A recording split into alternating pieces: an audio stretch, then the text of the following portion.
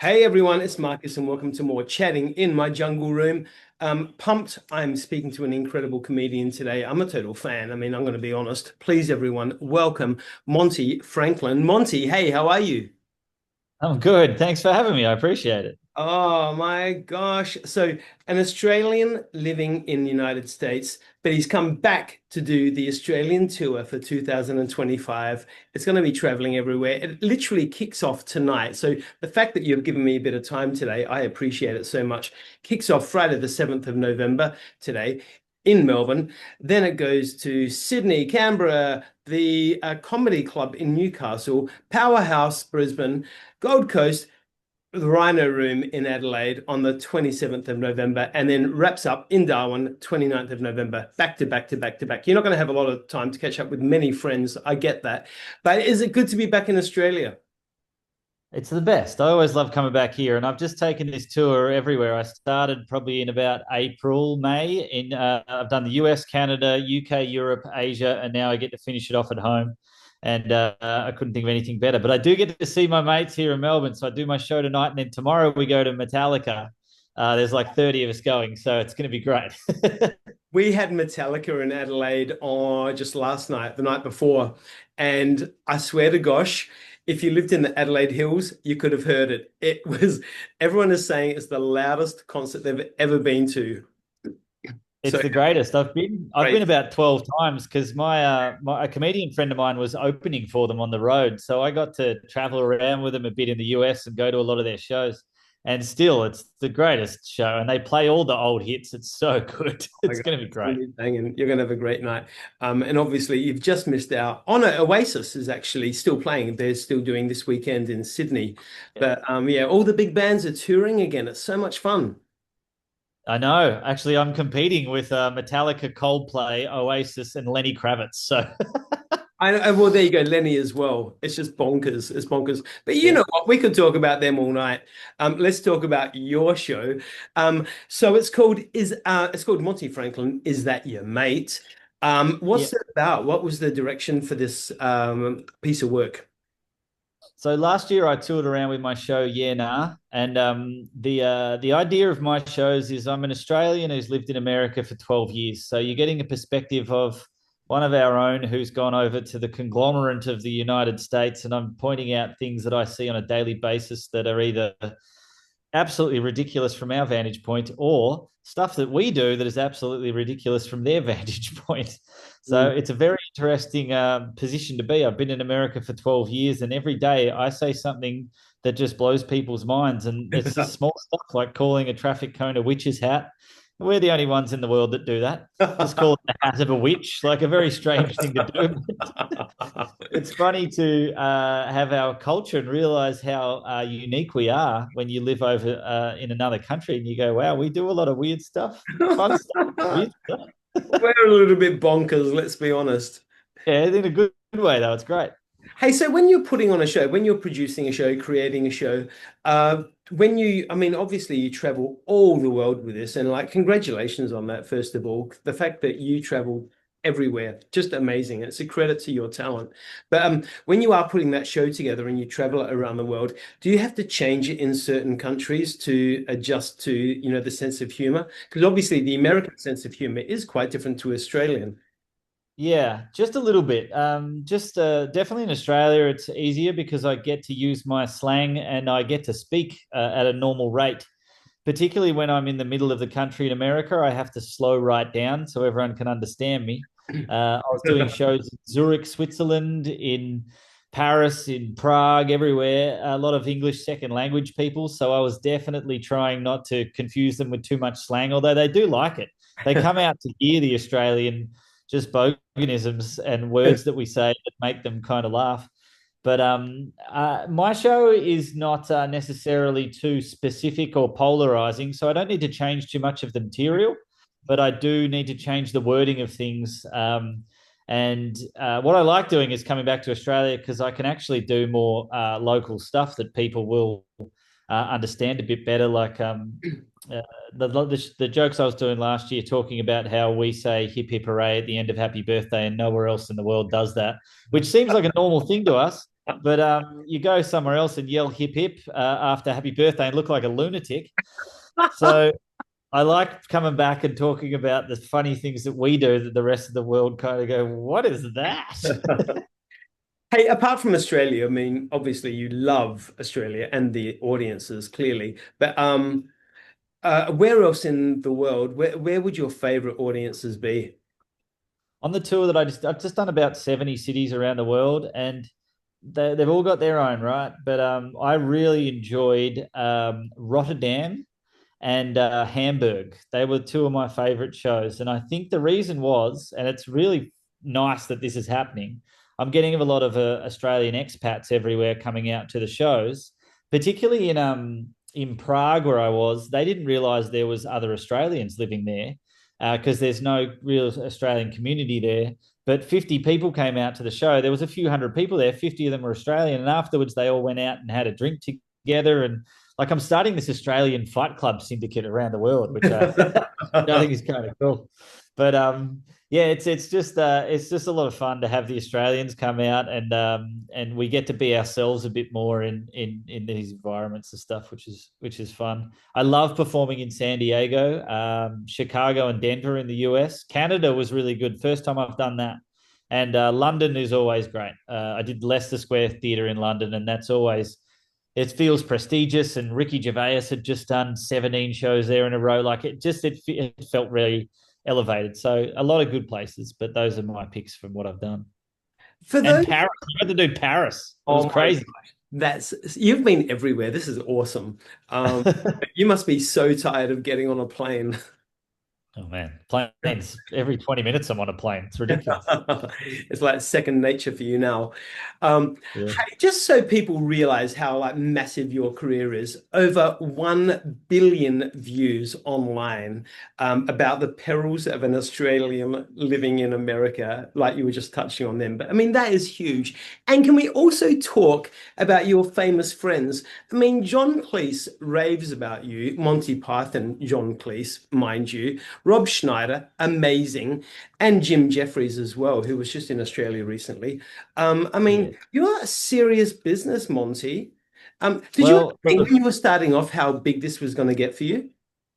oh, you always wanted to. You start off in this industry wanting to do all the things that you dream of, and then you very quickly realize that's very, very hard and rare to get. And then you get a little bit depressed with what you've decided to do with your life, and then you work hard at it, and then things start to unfold, and really interesting opportunities arise. And I've been lucky, and I've worked very hard. I'm proud to say I'm friends with John Cleese and Rob Schneider and Jim Jeffries, and I've worked with these guys. Rob Schneider's taken me on the road with him and Adam Sandler, and I've got to work with Chris Rock and Kevin James and all these people. So it's been I've been doing this for 20 years, 22 years, and it's been there's ups and downs in the career, but you just to be part of it and create and make things that you want to do, and then have the respect and the acknowledgement of your peers is the greatest thing that you can sort of hope to achieve. And I've been lucky enough to write a movie with Rob Schneider, John Cleese, and Jim Jeffries helped us out with that. So we got to work very closely together on this film that we're working on, and it's been a dream. You would come across so many big names, obviously living in America. Have you ever met someone and become just a little bit starstruck, do you think? I do it all the time. I try and act kind of cool in situations. But, I get starstruck all the time just because I'm so impressed by what people have done with their careers. I actually just met Delta Goodrem the other day for the first time, and she started singing. It was for a Christmas special that's coming up on Channel 9 in the middle of December or something. So everyone will see that. But I got to do a little bit on that, so I got to meet her, and then she started singing, and I was actually just there like a little kid going, Oh "Oh my my God. God, it's Delta Goodrem and she's singing!" Like it was amazing. Man. And it's different with the comedians though, because it's kind of like you're all playing the same sport. You're definitely at different levels, but you're all playing the same sport. And once you get invited into that world, and I've got to work on the road, and I've been on Joe Rogan's podcast and stuff like that, you feel part of this sort of group and you of your peers, and I've sat down at dinner with Adam Sandler, and he's asked me about jokes he was doing and what I thought. Like, I'm giving advice to Adam Sandler, and at the time I'm like, yeah, this is good. And I said, you should do that, mate. Why don't you do that? And then later I was lying in bed going, oh my God, what were you thinking? What were you giving advice to Adam Stanley, you idiot?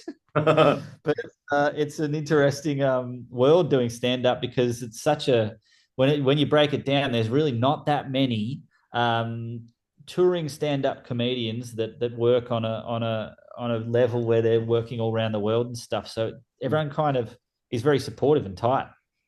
Back in the early days when you were just, starting out, like you say, 20, 22 years ago, who was a comedian at the time that was really inspiring you and, was kind of guiding you along? There was some great Australian comedians that helped us sort of just see ourselves and broaden our careers. Dave Grant was a very great Australian comedian. He passed away about 10 years ago, I think, probably 8 years ago. And he was a very good, supportive older comedian that really helped the younger comedians to see their potential. And he was fantastic. I always loved Dave Hughes, and I loved Carl Barron, and I loved Jim Owen. So seeing some of these Australian-based comedians, that's where I kind of was inspired by from a home point of view. And then at that time, I was really into Eddie Murphy. Yeah. And then some of the bigger ones like Richard Pryor, obviously, and then stuff like that. But the people that really were in my face and helping out the most were the Australians, sort of just the generation above. Dave O'Neill was very helpful. Just some really, really great Australian comedians that want to keep what we've got in this country sort of going, and having good comedians flourish through.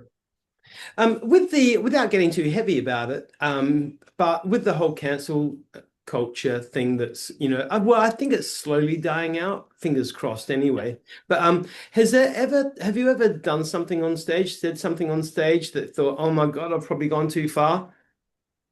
I haven't thought I've gone too far, but I've definitely had people say things or write things afterwards and say, that was inappropriate or whatever. But the thing is I think with comedy in particular, if you start really censoring people, now there's a point. I look at some people and I go, that's actually not funny. You're not funny. You're just purposely being cruel or dumb or unintelligent. Yeah. Like that's a different thing. Yeah. Really, you should be able to hit any topic. And if you look at one of the most controversial comedians, Louis C.K., and look at some of his material and see how someone can craft the hardest of topics and still make it funny, then that's a true talent. The people that get offended and want to write and say you shouldn't be talking about this and you shouldn't, I don't think that's true. I think we should be talking about everything as long as you can do it in the right light. That's all it is. If you're not smart and intelligent enough to be able to pull it off, then there's a problem. But if you can, everything should be discussed. Otherwise, then it's separated. Yep. And I mean, we all know the queen of comedy, the late great Joan Rivers, very much set that as the precedent. What a goddess that woman was. I regret never being able to see her in live. It would have been a joy. But Yeah, me too. Fantastic. Yeah. So, what are you looking forward to, apart from doing the tour, which you're going to have a freaking ball with, and catching up with your friends at Metallica? What are you most looking forward to doing while you're back in Australia? Eating a chicken parmigiana and having a schooner of beer at the pub. I like it. I'll be there with you. It sounds okay to me. Yeah, it's the best. I miss it when I'm overseas. It's just it's my favorite meal. A schooner of cold beer and a parmigiana at the pub is the best thing that you can get. Let's get even more focused. When you get to Adelaide, playing at the Rhino Room, just over there, just a couple of streets away from me, what are you looking forward to seeing or doing when you're in Adelaide?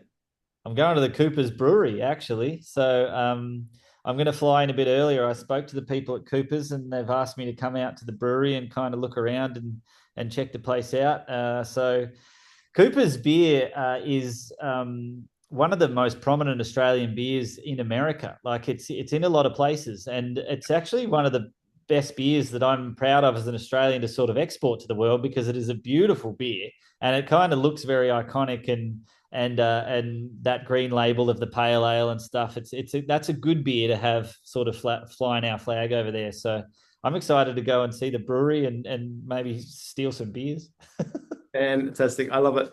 Monty Franklin, I cannot wait to catch up with you when you get to Adelaide on Thursday, the 27th of November, just a couple of weeks away. Yeah. Tour I kicks think off the first show has sold out. So no. Sorry, that was Newcastle. Never mind. There's plenty of tickets in Adelaide. Grab your tickets, everyone. Kicks off tonight in Melbourne, like we said, wraps up in Darwin on the 29th of November. The tour is going to be insane. I'm going to check it out. Monty Franklin, you're an absolute delight. Oh, one other thing, actually, everyone watching, we're giving away a double pass for the Rhino Room show on your Markus.au at the moment. So get on, grab your tickets, or do the entry thing and blah, blah, blah. And good luck. I think it's drawn in a week and a half. But Monty Franklin, I will see you at the show. Looking forward to it. Thanks, mate. Thanks for having me. Thank you.